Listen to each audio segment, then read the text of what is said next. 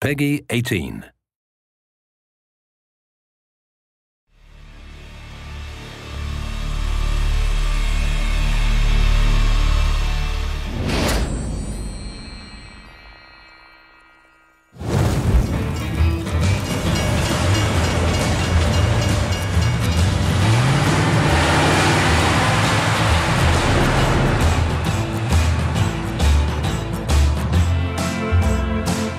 The ambition with the cutscenes is to make every single scene interesting enough in itself as something that the player would want to see. You can watch them, you get like an introduction to the level, you understand the characters a little bit more, and then you go on with the game.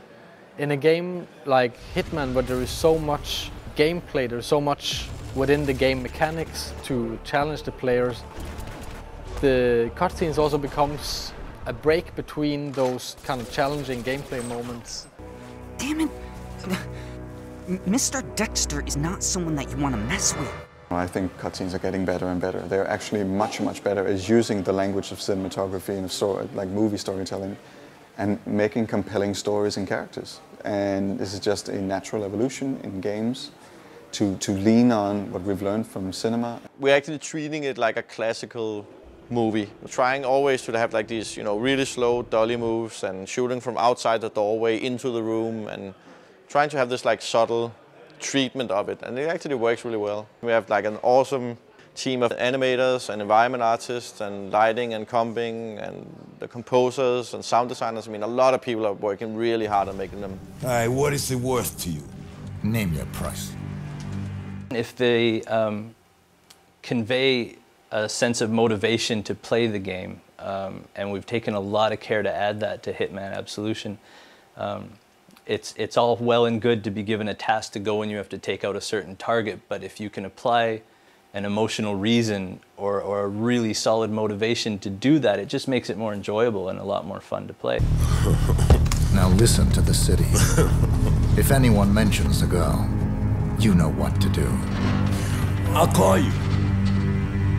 We started out wanting to do motion capture and then do voice acting separately and kind of combine this as a classical way, at least for us to produce cutscenes. But we were allowed to hire real professional Hollywood actors and do the performance capture, which is basically doing motion capture, facial capture, and voice at the same time.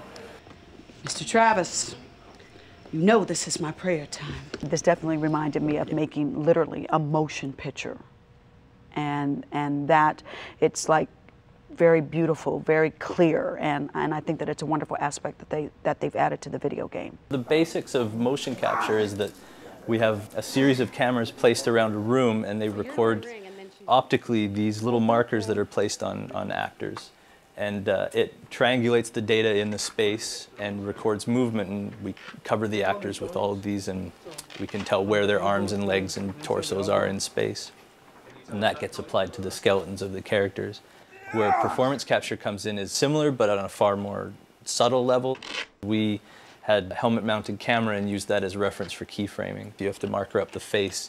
There's a lot of micro movements that get captured, and that goes through a similar process, but it usually requires far more cameras to pick up the smaller dots and the smaller ranges of movement. Also with ours, it required a soundproof studio, which Giant had where we shot, so we could have the actors' voices synced up with their movement and just get a more believable performance out of them. That was really important to us. Well, I always describe motion capture to people as the most natural performance an actor will ever have in the most unnatural environment.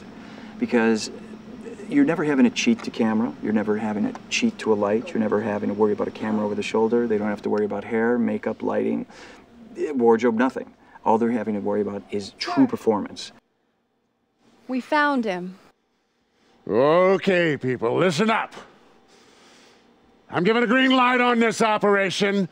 I want 47's head on a platter in front of me ASAP! The only way I can describe it is, yeah, you got the 360 because the cameras are everywhere, but you also have this monkey suit on and this silly hat with a camera sitting in front of your face. And so the focus level that it takes is unique within itself, playing a lot of technology that you're pretending is not there.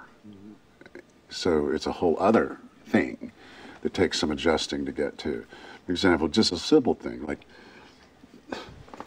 see this thing right in front of your face? It's very hard to focus on the other actor if that's there, and like this character smokes.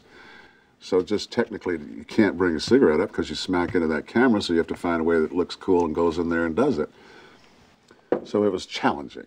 The actors did have a lot of good suggestions, and they would say, this feels like out of character, and we'd be like, that's true, and we had a lot of back and forth. So we spent quite a bit of time on working with their voices, on getting a little deeper into the characters, like giving them some layers to the performances. The physicality and the origin of it is very much on the actors' shoulders, but from that point on, the animators' involvement in it shouldn't be really sold short. They add a huge amount of emotion and of physicality and everything to the scene. Wait. I heard you. You want me to snatch some chick? Man's gonna call you, tell you how to find her. There's a convergence where the line between cutscene and gameplay is blurring, and it's a major goal for a lot of AAA games is to have it as one fluid experience and not take the user out of the gameplay and really immerse them in the story and the characters and the universe that we've created.